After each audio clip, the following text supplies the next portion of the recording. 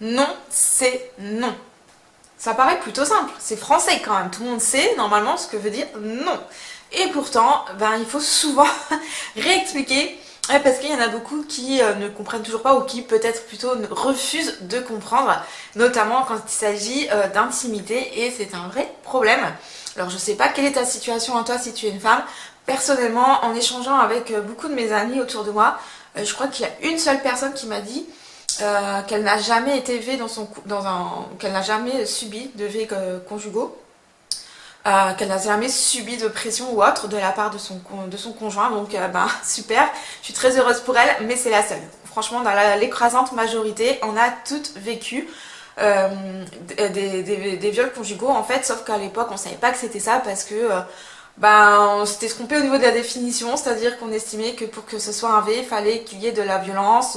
Souvent, on voyait plus l'inconnu qui t'agresse dans un parking, on voyait pas trop non plus l'intimité du couple quand on connaît la personne, quand c'est ton conjoint, et pourtant, ben, c'est le viol le plus courant, malheureusement.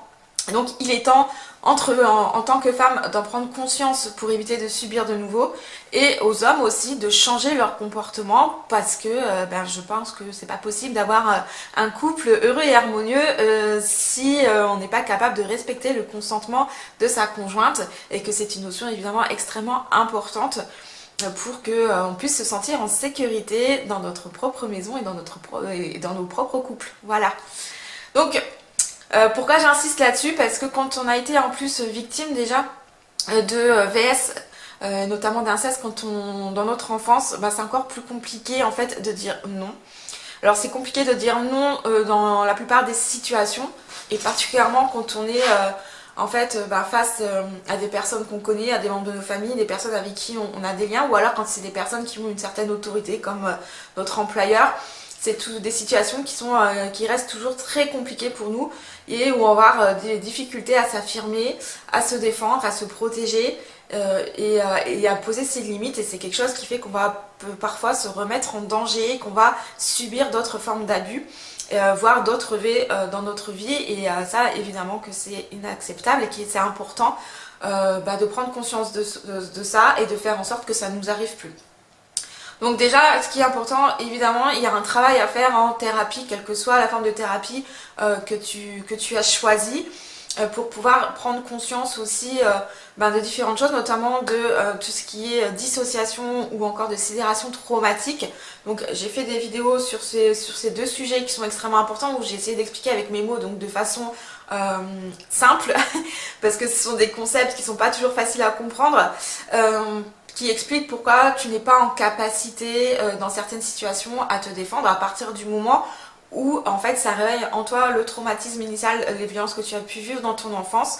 Tu vas plus être en capacité de te défendre. Moi c'est ce que j'ai longtemps vécu ça, parce que et c'est vrai que au-delà d'un certain niveau d'intimité, je n'étais plus en capacité de faire quoi que ce soit.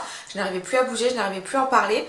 Donc j'avais tous les mots dans ma tête, et j'étais dans ma tête, je me disais mais Marie dis ça, Marie fais ça, réagis. Et en fait j'étais bah, comme complètement bloquée, complètement voilà, j'étais sidérée, j'étais incapable de bouger, j'étais incapable de parler, et donc incapable de me défendre. Et ça c'était évidemment très problématique. Donc ça c'est un travail à faire qui est extrêmement important avec un psy ou avec une thérapeute qui est vraiment spécialisée sur ces notions-là, qui s'y connaît, qui est formée là-dessus, qui est formée sur les psychotraumas, parce que ce sont des choses qui sont très spécifiques. Donc c'est important d'avoir aussi les bons thérapeutes et les bonnes méthodes pour pouvoir ben, soigner ça et dépasser ça, parce que tant que tu n'as pas dépassé ça, de toute façon, même si dans ta tête c'est non, tu n'arriveras pas à l'exprimer.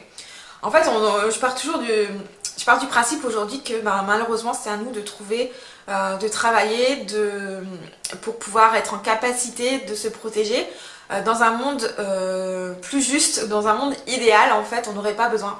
C'est-à-dire que ben, un homme n'aurait pas envie d'agresser une femme même si c'est juste pour un soir. Il aura envie normalement... ben, l'intimité c'est un moment de partage entre deux personnes, et donc pour que ce soit un moment de partage il faut que les deux personnes soient sur la même longueur d'onde, que les deux personnes soient connectées, que les deux personnes soient d'accord. Sinon en fait ben, c'est comme si tu étais tout seul en fait mon gars, hein. Donc mais ça c'est culturellement, il y a encore beaucoup de travail à faire en termes d'éducation et de sensibilisation sur ces questions là. Mais normalement, c'est vrai que dans un monde idéal, on devrait pas, voilà, ça devrait être logique pour tout le monde et on ne devrait pas avoir peur et on ne devrait pas se dire que dans ces moments-là, bah, il faut être en capacité de se défendre, si jamais on n'est pas respecté.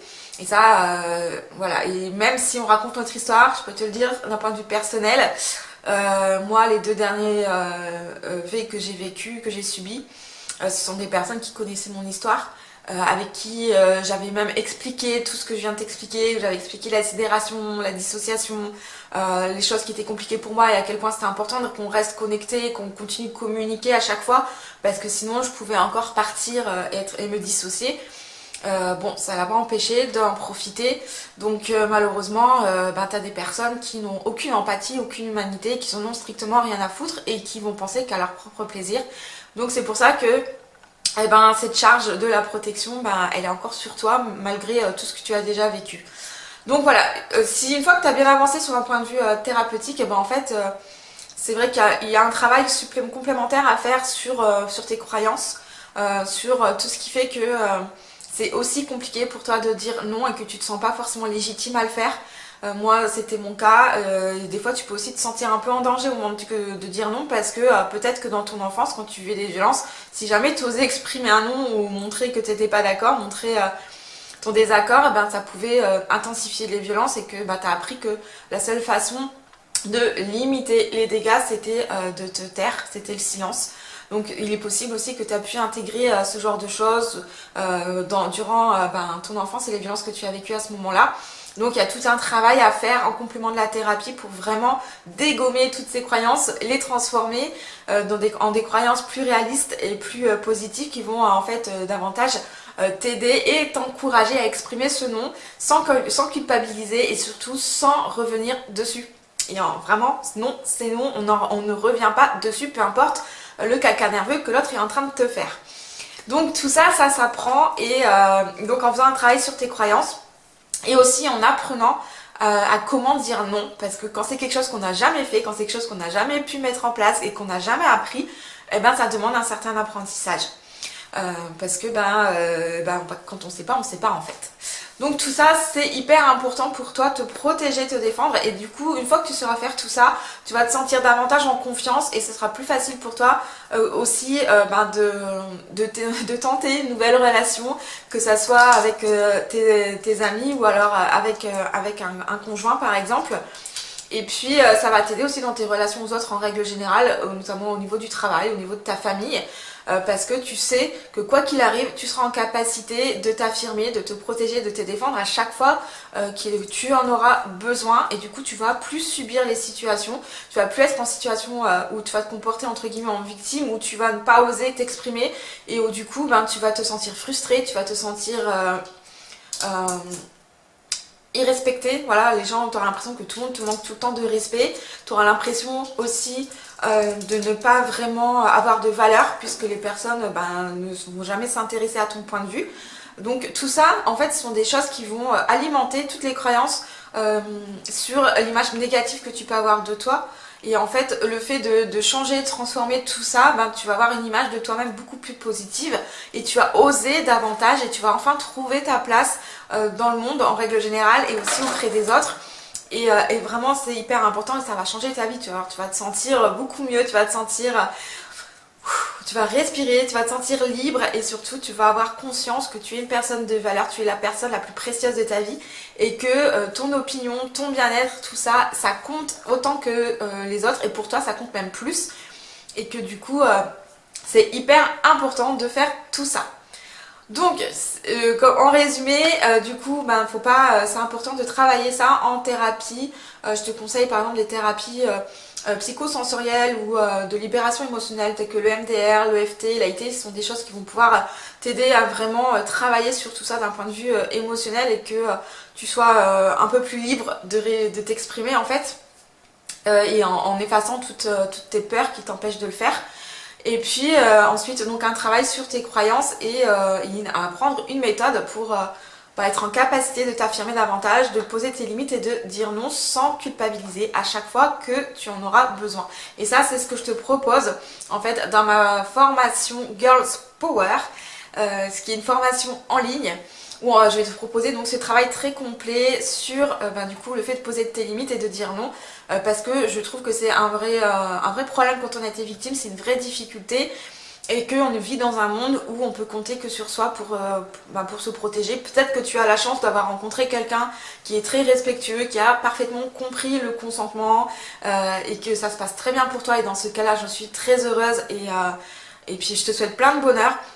Mais malheureusement c'est loin d'être le cas de la majorité d'entre nous, et que du coup il faut être en capacité de dire non et de faire le tri et de dire quelqu'un qui te force, quelqu'un qui à chaque fois que tu dis non, peu importe la raison de ton non, en fait qui continue, qui te fait du chantage émotionnel, qui essaye voilà, de te persuader, qui te lâche pas en fait, qui ne respecte pas ton non en gros, c'est une mauvaise personne et c'est pas quelqu'un qui est bon pour toi. Et donc il faut être en capacité aussi de dire non sur le moment, mais aussi de dire mec franchement si t'as pas compris ça, je veux pas. Voilà, c'est fini, va voir ailleurs, merci, bon débarras. Je mérite quelqu'un de bien, je mérite quelqu'un qui m'aime pour qui je suis et qui me respecte réellement, et notamment dans l'intimité. Donc voilà, je pense que c'est quelque chose d'hyper important. Donc si tu veux avoir toutes les informations sur ma formation, ça rime, va voir le lien en description, tu auras accès du coup à une vidéo explicative pour pouvoir, avant de t'inscrire, pour avoir toutes les informations sur comment se passe cette formation qui est vraiment à mon avis essentiel, particulièrement si tu as été victime de violences sexuelles dans ton enfance et que tu as ces difficultés là à mettre tes limites et à dire non. J'espère que cette vidéo t'aura plu, aura été utile pour toi. Merci de t'abonner pour pouvoir soutenir mon travail et m'aider à me faire connaître et à faire connaître ma chaîne. N'hésite pas aussi à liker, partager et commenter ma vidéo pour que je puisse monter dans l'algorithme et toucher un maximum de gens, parce que je pense que mon message est important. Et puis si tu as des questions, j'y réponds bien évidemment avec plaisir dans les commentaires. Et puis tu peux aussi actionner la cloche pour être notifié à chaque nouvelle vidéo de ma part. Donc sauf problème technique ou des problèmes de santé, je poste tous les samedis. Et puis surtout en attendant de pouvoir te voir à la prochaine vidéo et peut-être pouvoir t'aider grâce à ma formation, je te souhaite plein de belles choses et surtout prends bien soin de toi et à très bientôt.